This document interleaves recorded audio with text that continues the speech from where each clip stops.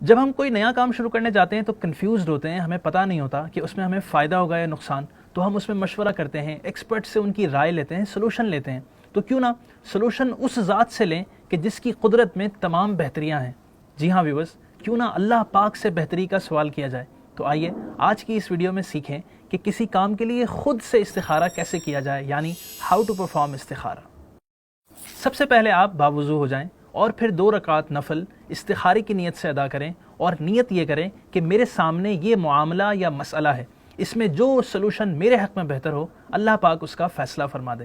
پھر نفل اس طرح ادا کریں کہ پہلی رکعت میں سورہ فاتحہ کے بعد سورہ کافرون پڑھیں اور دوسری رکعت میں سورہ فاتحہ کے بعد سورہ اخلاص پڑھیں۔ 2 رکعت نفل کے بعد اب استخارے کی دعا عربی میں پڑھیں۔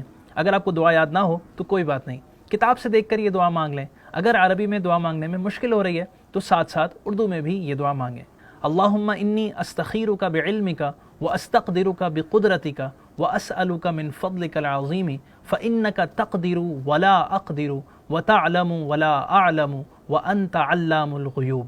اللہم ان کنت تعلم ان هذا الامر خیر لی فی دینی ومعاشی وعاقبت امری وعاجلہ وآجلہ فاقدرہ لی ویسرہ لی ثم بارک لی فیہ، وإن كنت تعلم أن هذا الأمر شر لي في ديني ومعاشي وعاقبة أمري وعاجله وآجله فاصرفه عني واصرفني عنه واقدر لي الخير حيث كان ثم أرضني به۔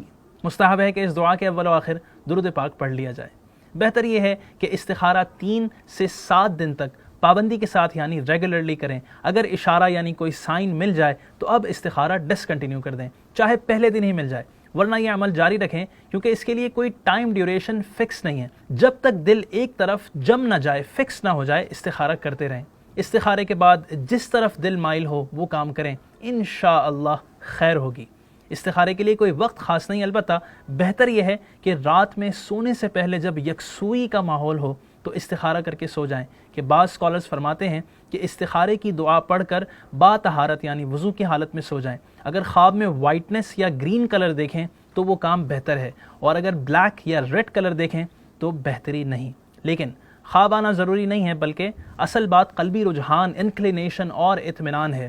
اور ہاں، واضح رہے کہ استخارہ کرنے سے کسی کام کا کرنا یا نہ کرنا لازم اور ضروری نہیں ہو جاتا، اور استخارے کے ساتھ ساتھ اہم کاموں میں مشورہ کرنا بھی سنت ہے۔